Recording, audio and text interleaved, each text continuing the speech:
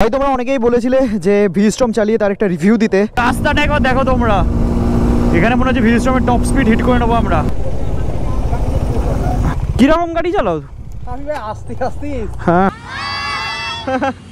মানাং শেষ, মানাং শেষ।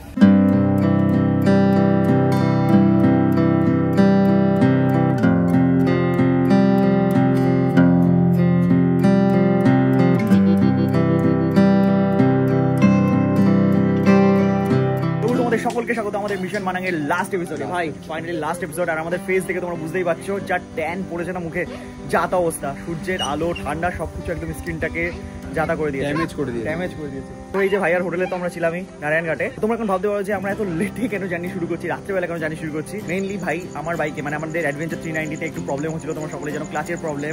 তার সাথে আমার মিরারটাও ভেঙে গেছিলো। আর মিরার ছাড়া বাইক চালানো খুবই রিস্কি হয়ে যায়। সেখানে আমরা খোঁজাখুঁজি শুরু করি যে কেটিএম সার্ভিস সেন্টার কোথায়। তারপরে আমরা দেখি যে আমাদের হোটেলের পাশেই রয়েছে সার্ভিস সেন্টার, 700 মিটারের ভেতরে।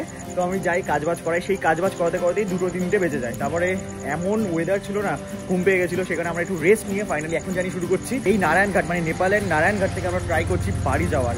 তো অনেকটা বড় জার্নি, প্রায় 1000 কিলোমিটার আমাদের রাইড হতে চলেছে। তোমরা দেখতে পাচ্ছ ফাইনালি আমাদের নতুন মিরর কিন্তু লেগে গেছে বাইকে। তো এখান থেকে যেতে হবে এখন আমাদের রাইট সাইডে। এই যে লরি, বাবা বাপরে বাপ, এখানে দেখতে পাচ্ছি কোনো সিগনালে কোনো বালাই নেই। কি অবস্থা! রাতের বেলায় রাস্তা আমরা অনেকটাই ফাঁকা পাবো, বাইকটা সেখানে টেনেও চালাতে পারবো আমরা। শুধুমাত্র আমার বাইকের উইন্ডশিল্ডটা লাগানো হয়নি, ওটা বাড়ি থেকে আমি অর্ডার করবো। বড় যে উইন্ডশিল্ডটা আমার লাগানো ছিল সেই উইন্ডশিল্ডটা, বিকজ ওইটা থাকলে আমার অনেকটা উইন্ডব্রাস্ট কম লাগে আর বাইক আমি লং টাইমের জন্য চালাতে পারি। ঠিক আছে, ভেঙে গেছে এই ট্রিপে, কোনো ব্যাপার নেই। অ্যাডভেঞ্চার ছিল, সো অ্যাডভেঞ্চারের জন্য অনেক কিছু হয়েছে আমাদের সাথে, অনেক মেমোরিজ বানিয়ে নিয়ে যাচ্ছি। আর এই তোমাদের বলে দিই, আজকে কিন্তু আমরা হেতুউদা বলে একটা বর্ডার রয়েছে, সেই বর্ডারটা ক্রস করবো। যেই বর্ডারটার ডিস্টেন্স এখান থেকে ওই 70-75 কিলোমিটার পৌঁছাতে আমাদের 1 থেকে 1.5 ঘন্টা লাগবে, কারণ হাইওয়ে রয়েছে পুরোটাই। আর তার সাথে সাথে বর্ডার ক্রস করার টাইম আমি যতটা জানি 10টা, রাত 10টার ভিতরে আমাদের ক্রস করতে হবে। তাও ওখানে পৌঁছে আমি তোমাদের ঠিকভাবে জানিয়ে দেবো। এখন কিন্তু আমরা ক্রস করছি সেই জঙ্গলের রাস্তা, যেই রাস্তায় আমরা হরিণ দেখতে পেয়েছিলাম। আর ভেবেছিলাম এই জায়গাটা আমরা দিনের বেলা ক্রস করবো, বাট হলো না। আজকে দিনটা পুরোটা বাইক ঠিক করতে করতে বেরিয়ে গেল। ঠিক আছে, কোনো একদিন ভাগ্যে থাকলে আবার আসবো আমরা, তখন দেখবো দিনের বেলায় জঙ্গলের ভিউ। ক্লিয়ার আছে। রাত্রেবেলা বাইক রাইড করতে গেলে না ইন্টারকম জিনিসটা খুবই বেশি পরিমাণে দরকার। সামনে দেখতে পাচ্ছি একটা মাইল ফলক রয়েছে, এখানে লেখা রয়েছে কাকার ভিটা হচ্ছে 435 কিলোমিটার, হেতাউদা হচ্ছে 40 কিলোমিটার, যেই বর্ডারে এখন আমরা যাচ্ছি। এখন আমরা যেই রাস্তা দিয়ে যাচ্ছি না, মানে এই যে হেতুউডা যে বর্ডারটা রয়েছে না, এই বর্ডার দিয়ে কিন্তু আমরা ফার্স্ট টাইম ক্রস করব। আর মেনলি এখানকার লোকাল মানুষরাই রেকমেন্ড করে আমাদের এই বর্ডার দিয়ে ক্রস করার জন্য।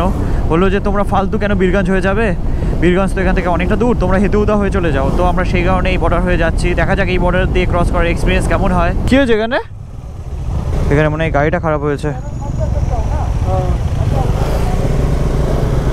দাদা দাঁড়িয়ে শুনছে বর্ডার ক্রস করতে পারবো কিনা আমরা। নিশ্চয়ই পারবো ভাই। দাদা যা টানছে না আজকে বাড়ি যাওয়ার জন্য, দাদা পুরো পাগল হয়ে গেছে মনে হচ্ছে। নেপালে অ্যাডভেঞ্চার করে দাদার খুব খিদে পেয়ে গেছে, সেখানে দাদা বাড়ির ভাতকে খুব মিস করছে। সেখানে দাদা এমন টান দিচ্ছে, সবাইকে পেছনে ফেলে দিচ্ছে বারবার। আর ভাই লোক, তোমাদের তো আমি ভিডিও শুরুতেই দেখালাম যে আমাদের ফেসের কি অবস্থা। এরকম বাজে অবস্থার কারণটা তোমরা যদি জানতে চাও, যারা এই সিরিজটা পুরোটা দেখোনি তাদেরকে আমি রিকোয়েস্ট করবো এই সিরিজটা পুরোটা দেখো।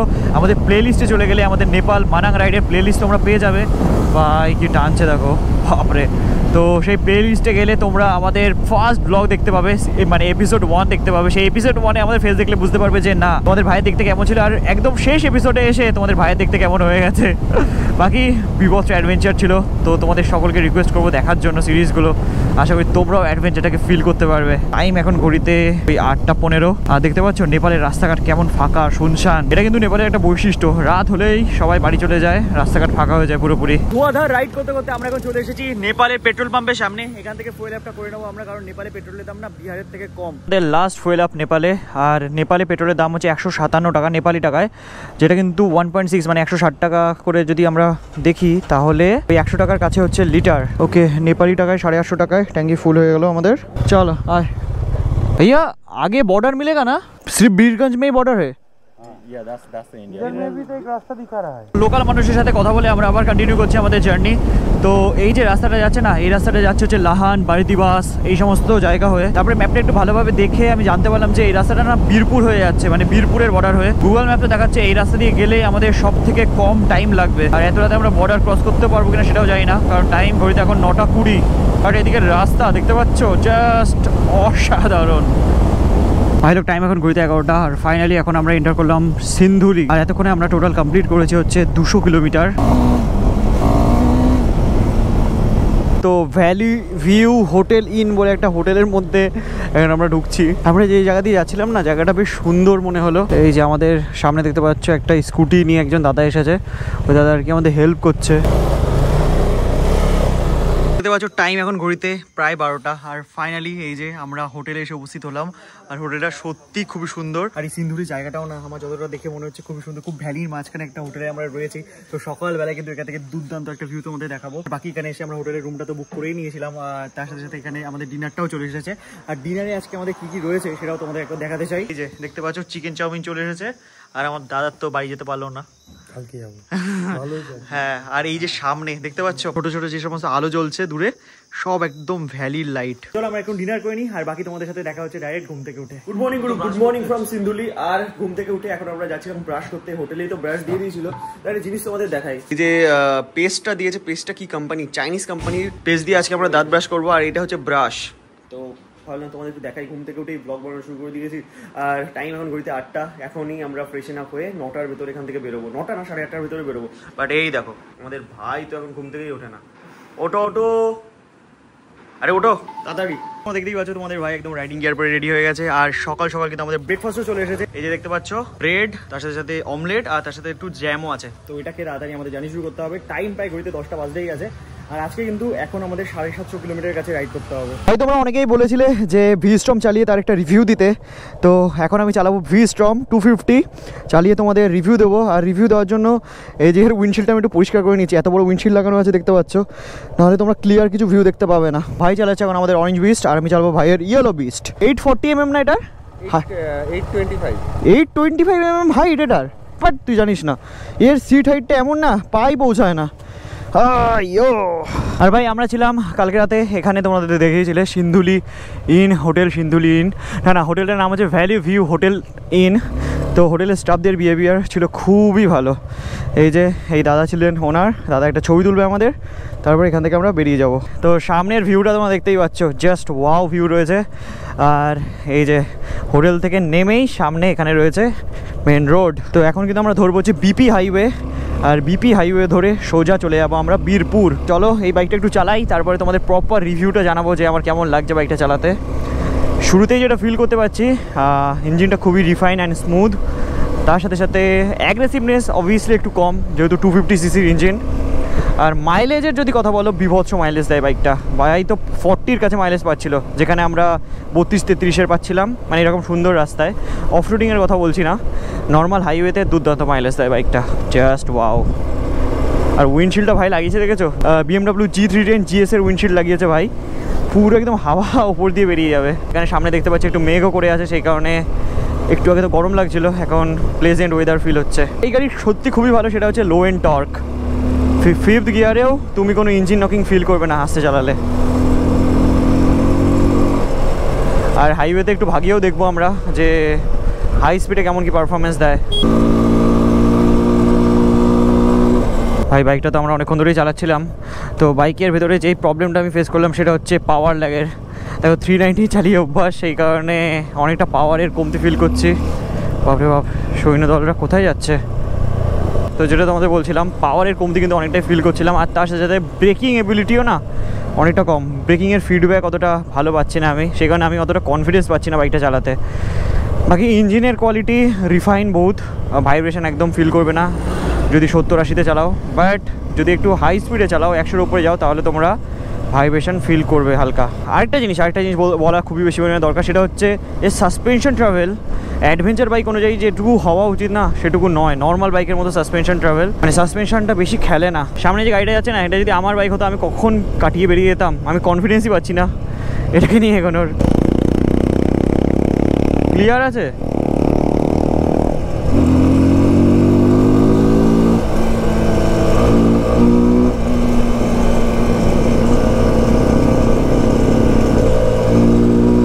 একটা জিনিস আমি একটু বলতে চাই, তোমরা আবার ডিসঅ্যাপয়েন্ট হয়ে যাও না যারা এই বাইকটা কিনবে হয়েছিলে।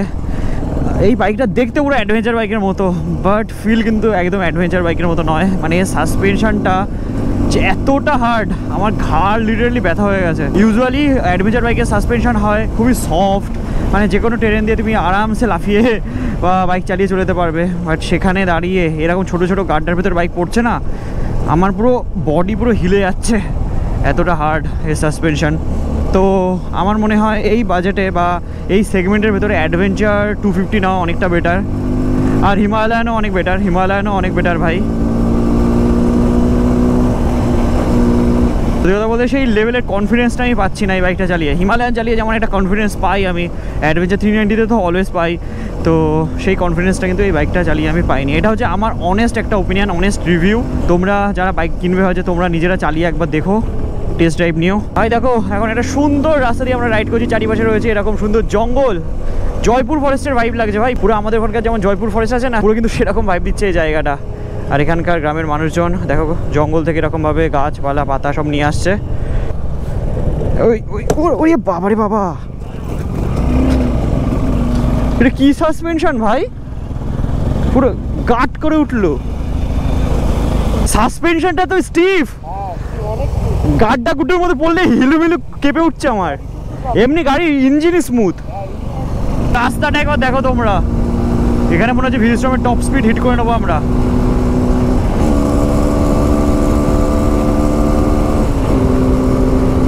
দেখা যাক টপ স্পিড হিট করা যায় কিনা ভিজিস্ট্রমের।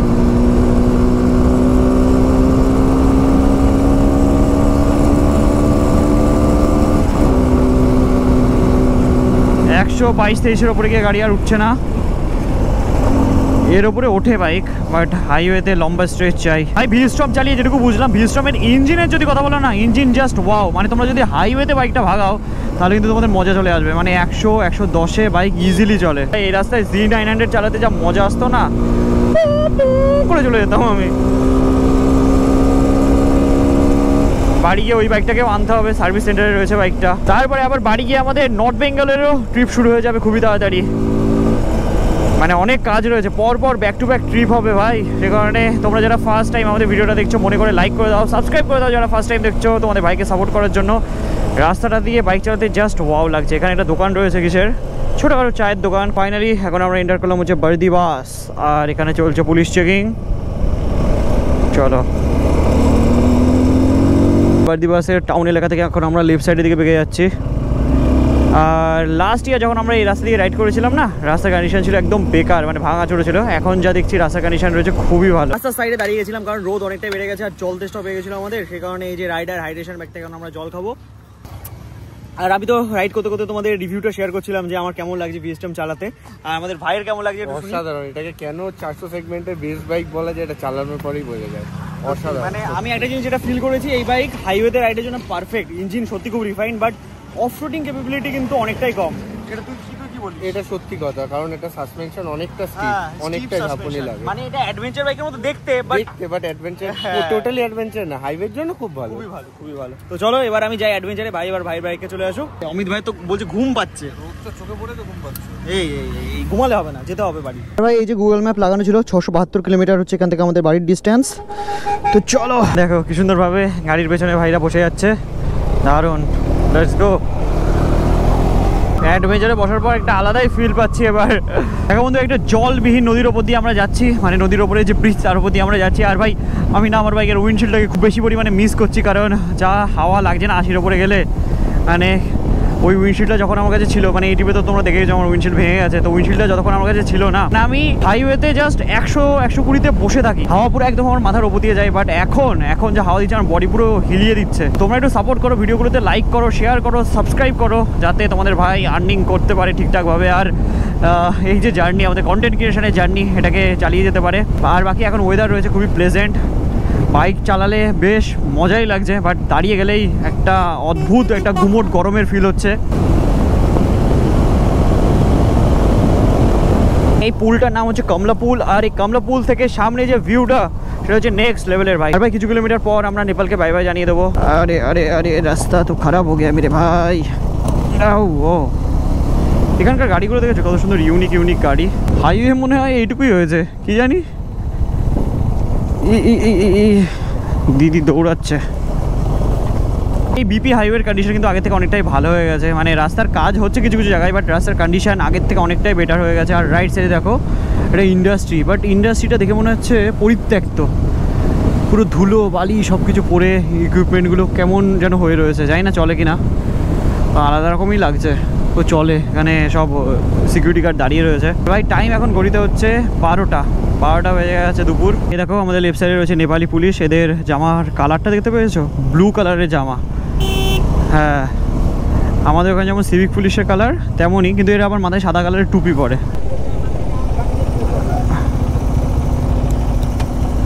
এখানে দাঁড় করলো কেন আমাদের? हाँ जी सर। हाँ हाँ ভানসার। ওকে, গাড়ির পেপার দেখাতে বলছে? কি বলছে ভাই? বেরোতে বলছে? আর গাড়ি ছিল এমনি, ওদের কাজ করছিল।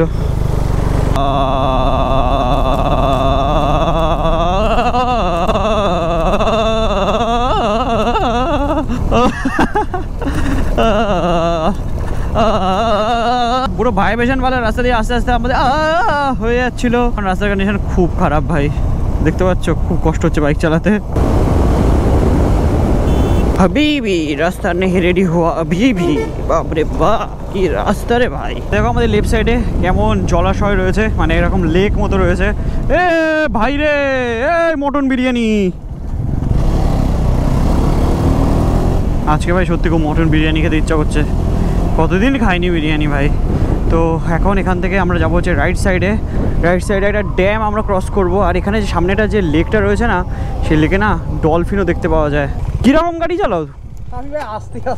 হ্যাঁ হ্যাঁ বুঝতে পেরেছি। না ঠিক আছে, মনে থাকলো। হ্যাঁ, এখন বাড়িতে গিয়ে মানে বাড়ির লোকের কথা মনে পড়ছে বলে আমাদের ভুলে গেছো। 70-75 ঠিক আছে, আমরা 100তে এসেছি, তাও তোমাকে ধরতে পারিনি। তো তোমরা দেখতে পাচ্ছ আমাদের দাদা 20 মিনিট আগে ভাগিয়ে চলে এসছে, এখানে দাঁড়িয়ে আছে। হ্যাঁ ঠিক আছে দাদা, ঠিক আছে, মনে থাকলো, আমাদের ছেড়ে তুমি চলে এসছো। তো এই যে জায়গাটা আমরা এখন দাঁড়িয়েছি, এই জায়গাটার নাম কি? কোসি বারাজ। আর এই সামনে রয়েছে ব্যারেজ, এই ব্যারেজটার নাম কি? কোসি। আচ্ছা, তো চলো ব্যারেজের সাইডে যাই, ওখানে না ডলফিন দেখা যায়, সেটা দেখা যাক আমরা দেখতে পাই কিনা। সামনে দেখতে পাচ্ছ এই যে ব্যারেজটা রয়েছে, আর জানি না দেখতে পাবো কিনা ডলফিন। তোমরা যদি দেখতে পাও আমাকে বলো ভিডিওতে, বাট আমি তো দেখতে পাচ্ছি না কিছু এখানে। তো এই যে এরকম হচ্ছে ভিউ, এই যে ব্যারেজটা এখানে রয়েছে। এই দেখতে পাচ্ছ আমাদের বাকি বয়েজরা এসে উপস্থিত হয়েছে। এতক্ষণ লেট লাগলো, কোথায় ছিলে তুমি? एकदम हवा ছিল না তাই भैया इस जगह का नाम क्या है? कोसी बैरेज। बैरेज तो इस बैरेज का नाम है, जगह का नाम क्या है? कोसी। अच्छा कोसी बैरेज ही। अच्छा डॉल्फिन किस तरफ दिखता है? डॉल्फिन किस तरफ दिखता है? उस तरफ। अच्छा नीचे में, ओके। তো এখান থেকে হালকা চায়ের ব্রেক নিয়ে এখন আমরা বেরিয়ে পড়লাম আর জার্নি শুরু করলাম বীরপুরের উদ্দেশ্যে। এই যে এই ব্যারেজটা ক্রস করলেই আমরা বীরপুরে এন্টার করে যাব। ওরে বাবা কি রাস্তা এটা, এটা তো পুকুর ভাই। আমি কিন্তু চোখে দেখতে পাচ্ছি না ডলফিন, কোথায় ডলফিন? প্রায় 7 থেকে 8 দিন নেপালে কাটানোর পর আমরা কিন্তু এন্টার করতে চলেছি আমাদের নিজেদের দেশে। इंडिया साइड ढोकर पर ना बाइक चेकिंग हो, मैंने लगेज पत्र खुले एकदम चेक कराए। इस साइड से तो हम लोग बाहर निकल रहे हैं, इस साइड के एंटर भी कर सकते हैं नेपाल। इस साइड से भानसर बनता है, भानसर बनता है इधर कहाँ पे? ओके, हम लोग 2 बार आ चुके हैं, इस साइड से निकले, कभी एंटर नहीं किए, इसलिए पूछ रहे। हाँ उसके पास सबका है। हाँ हाँ हाँ, তোমরা শুনে নিলে এই সাইড দিয়ে আমরা এন্টারও করতে পারবো। আর সামনে দূরে লেখা রয়েছে ওয়েলকাম টু ইন্ডিয়া। আমাদের ভানসা চেক হয়ে গেছে আর ফাইনালি এখন আমরা এন্টার করতে চলেছি India. Welcome to India, Indian customs এখানে লেখা। ওহো, এই জায়গাটার নাম হচ্ছে ভীমনগর, LCS লেখা। এখানে বিভৎস চেক হয় ভাই, এই যে সব ব্যাগপত্র সব কিছু খোলা হয়। ঠিক আছে কই না, চলো ক্যামেরাটা বন্ধ করি, কারণ এগুলো মানে রেকর্ড করে অ্যালাউ নয়। টাইম এখন ঘড়িতে 2:24 আর ফাইনালি আমাদের এখান থেকে সমস্ত চেক আপ এন্ট্রি সমস্ত কাজ হয়ে গেছে কমপ্লিট। আর এখান থেকে এখন আমরা বেরোচ্ছি বর্ডার থেকে। এতদিন দেখেছো তোমরা নেপালি মোটো ব্লগ, আর এখন দেখছো যে দেশি মোটো ব্লগ, কারণ দেশের রাস্তায় বাইক চালাচ্ছে তোমাদের ভাই, দেশের রাস্তায় দেশের। আমরা কিন্তু অনেক তাড়াতাড়ি আজকে বর্ডার ক্রস করে গেছি। লাস্ট টাইম যেবার আমরা নেপাল গেছিলাম এই বর্ডার ক্রস করতে করতে 5টা-6টা বেজে গেছিলো। মালদায় গিয়ে আমরা ঠিক করেছি যে খাবার দাবার খাবো, তারপরে ওখান থেকে বেরিয়ে যাবো বাড়ির উদ্দেশ্যে। তো এখান থেকে মালদার ডিস্টেন্স ওই 270 কিলোমিটার মতো, যেটা কমপ্লিট করতে আমাদের মোটামুটি ওই 4-5 ঘন্টা তো লাগবেই। তো ফাইনালি এখন আমরা হিট করতে চলেছি হাইওয়ে, আর এখান থেকে যেতে হবে আমাদের লে। নতুন গাড়ি চালানো শিখছে মনে হয় ভাই, ঠুকে দিচ্ছিল আমাকে। চ পাগল লোকজন। খেলাম না কোচ, এই তো এখানটা দিয়ে খেলাম, এইটা দিয়ে ঢুকে গেলেই কাছে, আমরা সিধে গিয়ে ঘুরে ঘুরে গেছি। ও হ্যাঁ তাই তো, প্রচুর দোকানটা।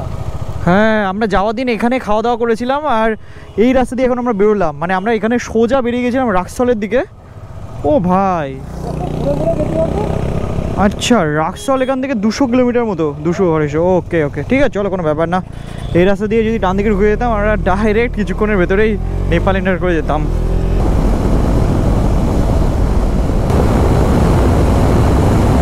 ভাই টান কাকে বলে, আমরা এখন যাচ্ছি হচ্ছে পূর্ণিয়ার দিকে, আর পূর্ণিয়া যাওয়ার রাস্তাটা ভাই জাস্ট অসাধারণ। মানে একদিন অফরোডিংয়ে রাইড করার পর এত সুন্দর রাস্তা পেয়ে আমরা সবাই বাইকটাকে এত সুন্দরভাবে এক রিদমে ভাগাচ্ছি না, অসাধারণ লাগছে। আমার মিররের দিকে তাকালে তোমরা দেখতে পাই পরপর সব বাইকগুলো আসছে।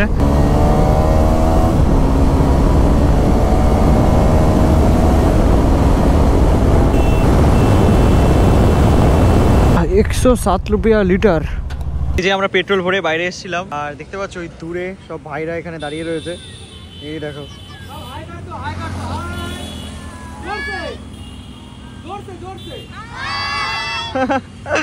বাহ, তো এই যে পেট্রোল ভরে আমরা এখানে রাস্তায় দাঁড়িয়েছিলাম, আর সবাই এখানে জলের ব্রেক নিয়েছি। একটু আগে যা বাইক চালাচ্ছিলাম মানে অসাধারণ। আর বাড়ির ডিস্টেন্স এখান থেকে বাকি হচ্ছে 470 কিলোমিটার। তো চলো একটু দাঁড়িয়ে একটু জল ফল খেয়ে নিই, তারপরে বাকি জার্নিটা তোমাদের সাথে শেয়ার করবো। ভাই লোক টাইম এখন ঘড়িতে 4:02, আর হালকা একটু জলের ব্রেক সমাপ্ত করে আমরা আবার কন্টিনিউ করছি আমাদের জার্নি। আর এখান থেকে এখনো 200 কিলোমিটার হচ্ছে পারদেশি ধাবার ডিস্টেন্স। আর আমরা ঠিক করেছি যে পারদেশি ধাবায়, মানে মালদার পারদেশি ধাবায় কি আমরা হান্ডি মাটন বিরিয়ানি খাবো। টাইম ঘড়িতে এখন 5:45, আর ফাইনালি এখন আমরা বিহার থেকে এন্টার করতে চলেছি ওয়েস্ট বেঙ্গলে। এই যে রয়েছে চেকপোস্ট, এন্টার করে গেলাম এখন আমরা ওয়েস্ট বেঙ্গল, আমাদের বাংলায়। মালদা 110 কিলোমিটার এখনো। ভাই আমাদের এই কাট আউট থেকে এখন লেফট সাইডের দিকে বেঁকে যেতে হবে, কারণ ডালখোলা প্রায় চলে এসেছে। ও কই সোনাই কই, চল এইদিকে যেতে হবে। একজন আসছে দেখো, পা কোথায় দিয়ে। চলো এইখানে দাঁড়িয়েছিলাম, একটু চায়ের ব্রেক নিলাম ডালখোলার আগে এনে, এটা দিয়ে ভাইজারও পরিষ্কার করে নিয়েছি আমরা। কি লাগছে ভাই রাস্তা সাইডের এই লাইটগুলো, পুরো আমাদের ইন্ডিয়ান ফ্ল্যাগের কালারের লাইটিংটা করা রয়েছে। Just looking like a wow ভাই, just looking like a wow. Time এখন ঘড়িতে 6:51, আর রাইট সাইডে রয়েছে মালদা রেস্টুরেন্ট। আর এটা থেকে বুঝতে পারলাম যে আমরা মালদাতে ফাইনালি এন্টার করে যাচ্ছি ভাই। পরের দেশে যাওয়া নাকি, আরে বিরিয়ানি খাওয়া নাকি। ফাইনালি চলে এসেছে আমাদের রাইট সাইডে এই যে পারদেশি ধাবা, এখানেই হবে আজকে আমাদের বিরিয়ানির পার্টি। আসার সাথে সাথে কিন্তু আমাদের খাবার চলে এসেছে, হাড়ি ভর্তি বিরিয়ানি, তার সাথে সাথে এই যে হ্যাঁ কালা মির্চ, মাটন কালা মির্চ। নেপালের খাবার, এই বিরিয়ানিটা জাস্ট অসাধারণ খেতে। তো চলো বিরিয়ানিটা খেয়ে নিই, তারপরে যাওয়ার পরে দেখা হচ্ছে তোমাদের সাথে। তো এখান থেকে তো বিরাট খাওয়া দাওয়া হলো আমাদের, আর এইটা আমাদের এই ট্রিপের লাস্ট ডিনার। চলো আবার হবে, কই না জলদি আবার ট্রিপ হবে। টাইম এখন ঘড়িতে 8:41, আর এখান থেকে 300 কিলোমিটার হচ্ছে আমাদের বাড়ির ডিস্টেন্স। দেখো কি লেভেলের লরির জ্যাম লেগে গেছে, ভাবনা চিন্তার বাইরে। এই ভালো লাগে বলো রাতের বেলা এইসব। এখানে হয়ে গেছে অ্যাক্সিডেন্ট, তার জন্যই এরকম ঝামেলা। বাবা